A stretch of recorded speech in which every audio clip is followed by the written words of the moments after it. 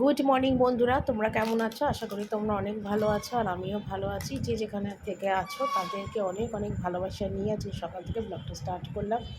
তো বড়োদের আশীর্বাদ আর ছোটোদের ভালোবাসা সবার সব কিছু নিয়ে আজকে ভিডিওটা শুরু করলাম। তো একদম ঘুম থেকে উঠে ফ্রেশ হয়ে দাঁত মেজে বাসি জামা কাপড় ছেড়ে তারপরেই সব কিছু কাজকর্ম হাত দিলাম। তো কালকে যেগুলো কেচেছিলাম সেগুলো সবই শুকিয়ে গেছে, সেগুলো দেখো তুলে নিয়েছি। ছাদের গেটটা সকাল হলেই আমি রোজ খুলে দিই, আজকেও রোজকার মতন খুলে দিলাম। প্রচণ্ড রোদ উঠেছে, ছাদে কিন্তু দাঁড়ানো যাচ্ছে না, কারণ শীত যতই পড়ার পড়ুক না কেন সেই ব্যাপারটা এখনও আসেনি। অনেক জামা কাপড় ছিল, তো সেগুলো সব তুললাম। আর তুলে যেটা কাজ হলো, ঘরে আনলাম, ঘরে এসে সমস্ত জামা কাপড় রাখলাম। আর বাসি বিছনাটা একটু টান টান গোছাবো, এই আর কি। কারণ বাবু ঘুম থেকে উঠে চলে গেছে, আর বিছনাটা একটু টান টান করতে হবে, কারণ বাসি বিছনাটা ওরমভাবে রাখলে ভালো লাগে না দেখতে। সেগুলো করবো। তো রোজ সকালের ওই একই কাজ আমার থাকে, রোজকার রুটিন তো জানোই, একটা হাউস ওয়াইফ বলো বা একজন ঘরের বউ বলো, একই কিন্তু সকালে হয়, ঘুরিয়ে ফিরিয়ে আগে পিছিয়ে, তাই না? একই রকমের কাজ হয়। তো ব্লগ ভিডিও তো মানেই একই জিনিস না, ব্লগ ভিডিও মানেই সংসারের সমস্ত কাজকর্ম, ঘোরা বেড়া, আনন্দ মজা, কী কিনলাম কাটলাম, কোথাও গেলাম, সেটাই কিন্তু শেয়ার করা। তা আমি যেটুকুনি পারি বা যেটুকুনি আমার লাইফে হয় প্রতিদিন, সেইটাই কিন্তু তোমাদের কাছে আমি প্রতিদিন শেয়ার করি। তো বাবু তো উঠেছে অনেকক্ষণ, আর উঠে তো এদিক ওদিক করে, দাঁত মাজে, মুখ ধোয়, বারান্দায় দাঁড়ায়। আর আমি আজকে একটু সকালবেলায় উঠে বারান্দায় দাঁড়িয়েছিলাম, তো সেটা আর তোমাদের কাছে শেয়ার করতে পারিনি, কারণ সকালবেলার টাইমে অনেক তাড়াহুড়ো থাকে। তো যাকে বাসি বিছনা তুললাম, আর এখানে এসে দেখো বাসন মাজলাম। তো কালকে রাত্রিবেলাতে বাসন আমি মাজিনি, ইচ্ছা করছিল না। অ্যাকচুয়ালি কী বলো তো, রোজ সকালে উঠে একই কাজকর্ম, বা ধর বিকালে রান্না বান্না করে খেয়ে দিয়ে একটু রেস্ট করি, তখন একরকমই কাজ, এক এক দিন না আর ইচ্ছা করে না এক রুটিনে, এক নিয়মে একইভাবে কাজ করতে। তো মাঝে মাঝে না গা ছাড়া হয়ে যায়, তখন না একদম ইচ্ছা করে না। তো সেই জন্য না আমি কালকে রাত্রিবেলা বাসন মাজিনি। এমনি রাতে রান্না টান্না সব করেছি, বাসন কিছু দু চারটে হয়তো মেজেছিলাম, বেশিরভাগ বাসনটাই রয়ে গেছে। তো তার জন্য দেখো আজকে সকালবেলা কিন্তু অনেক বাসন অ্যাকচুয়ালি অলরেডি মাজা হয়ে গেছে, এখনও কিছু বাসন রয়েছে। তো বাবুকে বললাম, বাবু তুই একটু ক্যামেরাটা ধরে নে। তো আমার সিঙ্কটা ছোটো বলে কিছু কিছু করে মাজি আর কিছু করে করে ধুই আর কি, একবারে সবটা মাজতে পারি না যেহেতু সিঙ্কটা ছোটো। তো বাসনগুলো এখন মাজবো, এখনও কিন্তু রান্নার হাতে কোনো কাজকর্ম শুরু করিনি। তো বাসনটা মেজে ভাত বসাবো, ভাত বসিয়ে তারপরে কি বাজার হাট এনেছে, কী রান্না হবে দেখি, এখনও তো কোনো ঠিক নেই। যেটা অর্ডার আসবে, যেটা বলবে সেই রান্নাটাই করব। আমি তো কোনো সময় নিজের ইচ্ছা মতন রান্না করি না, বাড়ির সবার পছন্দ মতোই কিন্তু আমি সবসময় রান্না করার চেষ্টা করি।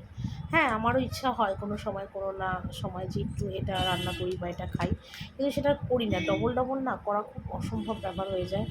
রোজকার মতো রান্নাঘরে এলাম, আর এসে চা করলাম, চা করে চা খেলাম, খেয়ে দিয়ে নিয়ে এখন একটু কাটা বলতে আজকে তোমাদের দাদাভাই সবজি বাজার কিছু করেনি, ফ্রিজে কিছু ছিল সেগুলোই কাটবো, ঠিক আছে। আর রান্না বলতে আজকে পেঁপে আলুর তরকারি হবে, মূলো দিয়ে মুসুরির ডাল হবে, আর আলু ভাজা হবে, এই হলো আজকে আমার রান্না। আর বাসন টাসন তো আগেই মাজা হয়ে গেছে, ভাত ডাল বসিয়ে দিয়ে তারপরে তোমার বাসন মাজলাম। আর তোমাদের দাদাভাইকে একটু গোবিন্দভোগ চালে ডালে সিদ্ধ ভাত করে দিয়েছি, ওটা খেয়ে ও দোকানে চলে গেল, ধুই দিয়ে এই মাখন দিয়ে নুন দিয়ে দিলাম, ও ওটা সিদ্ধ ভাতটা খেয়ে চলে গেল, ঠিক আছে। তো আমি একবারে রান্নাটা করে নিই, সেরকম কিছু রান্না না, তাই আর কাটাকুটিগুলো তোমাদের দেখালাম না, একবারে রান্না করে নিয়ে তারপর তোমাদের একবার দেখিয়ে দিয়েছি, ঠিক আছে। সব পরে কথা বলবো। রান্না রান্না করাটাই যেটা শুধু কাজ সেটা না, রান্না করার সাথেও কিন্তু একটা সংসারে অনেক কাজ থাকে, খুঁটিনাটি অনেক কাজ থাকে। তো সকালে দেখো যে বাসনগুলো সব মেজেছিলাম সেগুলোই এখন আবার গোছাতে বসেছি, কারণ বাসনগুলো জলও ঝরে গেছে, আর এখন জায়গা মতন গুছিয়ে নেওয়াটাই ভালো, সেটাই করব। তারপরে কালকে রাত্রিবেলাতে আর এগুলো মাজিনি বলেই আজকে এতটা বাসন জমেছে। ওই যে বললাম, সব দিন কিন্তু এক নিয়মে কিন্তু কাজ করতে ইচ্ছা করে না, কোনো না কোনো সময় না গাটা বড় ছেড়ে দেয়, আর ভাল লাগে না। তা আমার ক্ষেত্রেও না ঠিক সেমটাই হয় এক সময়। তারপর দেখো ওদিকের বাসনগুলো গোছালাম, এদিকের বাসন গোছালাম। আর বাসন তো আমার 3 ভাগে গোছাতে হয়, একদিকে থালা যায়, একদিকে হাতা খুন্তি যায়, একদিকে বাটি গ্লাস যায়, একদিকে গামলা যায়, চারিদিকে 4 রকম। আর ওদিকে দেখেছো আমার মিক্সিটাকে না প্যাকেট করে মুড়িয়ে রেখেছি, মিক্সিটা সাদা তো ভীষণ ধুলো হয়ে যায়, যখন রান্না করি ইউজ করব কোনো মশলা বাটার জন্য তখনই মিক্সিটা কিন্তু আবার খুলি, তাতে এরকম প্যাকেট করে আবার মুড়িয়ে রাখি, তাহলে মিক্সিটা বেশ পরিষ্কার থাকে। তো দেখো বাসনগুলো এখন গোছালাম, আর ওদিকে পেঁপে আলুটা একটু বসিয়ে দিয়েছি, বসিয়ে দিয়ে কড়াইতে ঢাকা দিয়ে কম আছে বসিয়ে রেখেছি, পেঁপেটা একটু শক্ত শক্ত আছে বলে। তো একবার রান্নাটা হয়ে যাক, তারপর তোমাদের একবার আর কি দেখিয়ে দেবো, ঠিক আছে? আর আজকে বিশেষ সেরকম কোনো রান্না করিনি বলে রান্না করাটা আর তোমাদের দেখালাম না। আর তাছাড়া কী বলো তো, সকাল থেকে অনেকটা তাড়াহুড়োর মতো থাকে, তো এই কাজ ওই কাজ সেই কাজ, সেই জন্য না আরও আমার আর কি লেট হয়ে যায় আর কি একটা কাজ করতে, তাই আর দেখানো হয়নি। রান্নাটা একবার দেখিয়ে দিই। এখানে দেখো ভাত করেছি, আলু সিদ্ধ করেছি, আর এখানে তোমাদের দাদাভাইয়ের গোবিন্দভোগের চালে যে ভাতটা করেছিলাম চালে ডালে সেটা রয়েছে, আর এখানে ডাল সিদ্ধ, মুসুর ডাল সিদ্ধ, এখানে আলু ভাজা, এটা ছেলে খেয়েছে, আর কিছুটা রয়েছে, আর মূলো দিয়ে মুসুরির ডাল, আর বাবুর জন্য একটু পেঁয়াজ সম্বার দিয়ে খিচুড়ি করে রাখলাম, গোবিন্দভোগ চালে ডালে পেঁয়াজ সম্বার কাঁচা লঙ্কা দিয়ে খিচুড়ি করে রাখলাম, আর বিকেলে খাবে বলে। আর এখানে দেখো পেঁপে আলুর তরকারি, এইগুলো আমার আজকে রান্না, ঠিক আছে? আর এদিকে দেখো গ্যাস ট্যাস সব মুছলাম, জল টল দিয়ে সব ধুলাম একদম পরিষ্কার, শুধু কড়াইটা আজকে আর মাজলাম না, জল দিয়ে ধুয়ে রেখে দিলাম পরিষ্কার আছে বলে।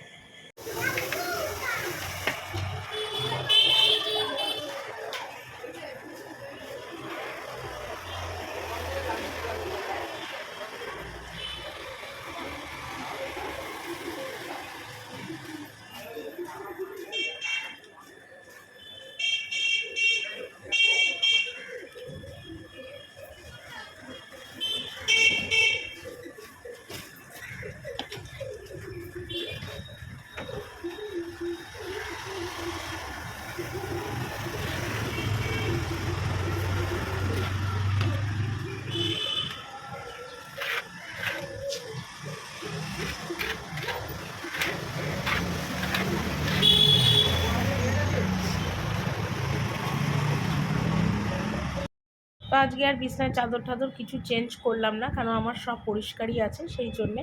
তো যে সকাল সকাল তো ঝাড়লাম, তারপর খেয়ে দিয়ে এসে ঝেড়েছি। আর ওদিকে দেখো চেয়ারের তলায় প্রচুর জামা কাপড় রয়েছে চেয়ারের ওপর, ওগুলো পরে ভাঁজ করবো, এখন আর টাইম নেই, এখন একটু তাড়া আছে, কারণ ঠাকুর ঘরে যাবো বাসন মাজতে। প্রায় 15 দিন কি আরও বেশি, 20 দিনের ওপর ঠাকুর ঘরের বাসনটা মাজা হয় না। তো মাঝখানে শরীরটা প্রচণ্ড খারাপ গিয়েছিলো, তার জন্য আমি কিন্তু ঠাকুর ঘরে বাসন মাজতে পারিনি, আর তার জন্য অনেক বাসনই ঠাকুর ঘরের আমার জমে গেছে। তো সেগুলোই আজকে মাজবো। কদিন ধরেই শাশুড়ি বলছে ঠাকুর ঘরের বাসনগুলো মাজতে করার জন্যে, কিন্তু ওই যে বললাম শরীরটা ভালো ছিল না, ওগুলো করতে পারিনি। তো আর রান্নারও যেহেতু আজকে চাপ নেই, তো সেই জন্য চিন্তা করলাম চলো আজকে ঠাকুর ঘরের বাসনগুলো মেজেই ফেলা যাক। তো এখনও রোদটা পড়েনি, একদিকে ভালো, আর প্রচুর বাসন দেখতে পেয়েছো, ওইদিকে এক বালতি, এদিকে এক বালতি, 2 বালতি, ওইদিকে পেতলের গামলা, ওই যে বড় বড় থালাগুলো দেখছি না, ওই পেতলের থালাতে কিন্তু ভোলে বাবাকে বসানো হয়, 2টো থালা ভোলে বাবার অল্টার করে বসানো হয়। তো আগে স্টিলের বাসনগুলো মাজবো, তারপরে কিন্তু পিতলের বাসনগুলো মাজবো। পিতলের বাসন ওই 5-6টার মতো আছে, স্টিলের বাসনটাই বেশি। তো আগে বাসনগুলো মাজি, সত্যি বহু বাসন, প্রচণ্ড বাসন বেরিয়েছে, তোমরা দেখতেই পাচ্ছ। তো যেহেতু আজকে রান্নার চাপটা কম, আর সত্যি কথা বলতে কী বলতো, রান্নাবান্না করে এত বেলায় আর এত বাসন মাজা যায় না। আর কিছুটা আমারও মানে মানে কী বলবো, গা ছাড়া ছিল যে কিছু বাসন জমলে মেজে ফেললে ভালো হতো, কিন্তু ওই যে বললাম যে রান্নাবান্না করতে করতে আর না শরীরটা চলে না, যে আবার ঠাকুর ঘরে এসে বাসন মাজে। কিন্তু দেখো সংসারে কাজের মতনও কিন্তু ঠাকুর ঘরের কাজটাও কিন্তু একটা খুবই দরকারি কাজ, এটাও করা দরকার। যেহেতু এটা আমার ওপরে বাসন মাজা, ঠাকুর ঘরে জামা কাপড় কাচা, ঠাকুর ঘরে বারান্দা ধোয়ানো, এগুলো কিন্তু আমারই কাজ, তাও আমি ঠিকঠাক পারি না। তো সেই জন্য যখন বাবু আসে ঠাকুমার সাথে, তখন কিন্তু বারান্দা ঠান্ডাগুলোও ধুয়ে দিয়ে যায়।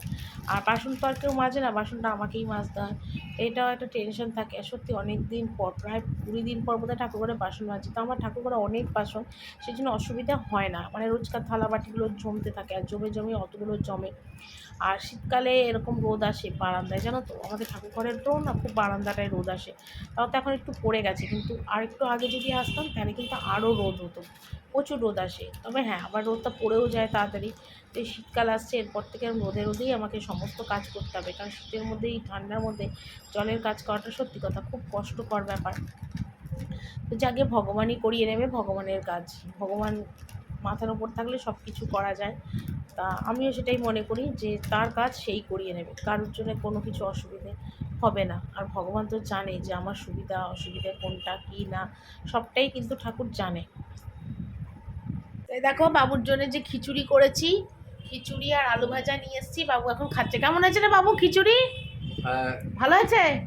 হ্যাঁ ভালো হয়েছে খিচুড়িটা, পেঁয়াজ সম্বার দিয়ে খিচুড়ি করে দিয়েছি, গোবিন্দভোগ চাল, মুগের ডাল, মুসুরির ডাল সব দিয়ে খিচুড়ি করে দিয়েছি।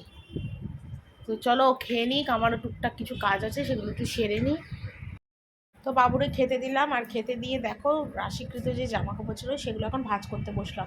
কারণ এইবার যদি আমি একটু শুয়ে পড়ি না, আমার শরীরটা পুরো ছেড়ে দেবে, কারণ আমি আর পাচ্ছি না, সকাল থেকে একটু কন্টিনিউ কাজকর্ম চলছে, এবার শুলে আমার শরীর ছাড়বে। যার জন্য বললাম না, আগে জামা কাপড়গুলো ভাঁজ করি, তারপর গিয়ে আজকে শোবো, তার আগে আর আমি শোবোই না। আর বাবুর মতো বাবু খেয়ে নিচ্ছে, আর এখন বসে বসে জামা কাপড়গুলো ভাঁজ করছে, কারণ বাবু ওপরে যেহেতু খাচ্ছে, তো সেই জন্য ভাবলাম তাহলে মেঝে তো মোছাই আছে পরিষ্কার, তো মেঝেতে বসেই কাপড় জামাগুলো ভাঁজ করি। আর জামা কাপড় ভাঁজ করতে গেলে মার কথা বড্ড মনে পড়ে, কারণ যখন মা আমার কাছে থাকে, মানে আসে আর কি থাকে, তখন না মা বলে জামা কাপড় ভাঁজ করে দিই, বিছনা তুলে দিই, চাদর পাল্টে দিই। তো তখন মনে হয় যে আজকে তো শরীরটা চলছে না, তো মা থাকলে মাকেই হয়তো বলতাম, মা ঠিক আছে তুমি ভাঁজ করে দাও। কিন্তু ওই যে বললাম যে মানে এখন মার মানে একটা সময় আসে, সেই সময় মাকে অনেক মিস করি, মার কথা অনেক মনে পড়ে, মাকে মানে মাকে তখন পাশে পেতে কাছে পেতে ইচ্ছা করে, কিন্তু কি করব বলো, কিছু করার নেই, মেয়ে সন্তান তো পরের ঘরে আসতেই হবে না। তো সেটাই হলো কথা। তো মাকে ফোনও করিনি, সে দুপুরে একবার ফোন করেছিলাম এগুলো করে নিয়ে তারপরে আবার মানে বিছনা টিছনা মানে এইগুলো ভাঁজ করে মাকেও একটু ফোন করবো, মার সাথেও একটু কথা বলবো, একটু কথা বললে মনটা আবার ভালো লাগবে। অনেক কিছু আছে যে মার কাছে শেয়ার করলে সেগুলো ভালো লাগে। তো চলো বন্ধুরা, ঘড়িতে মোটামুটি এখন বাজেই 5:30 বেজে গেছে। তো চলো আজকের ভিডিওটা এখানেই শেষ করছি, কালকে আবার সুন্দর নতুন ভিডিও নিয়ে চলে আসবো। টাটা।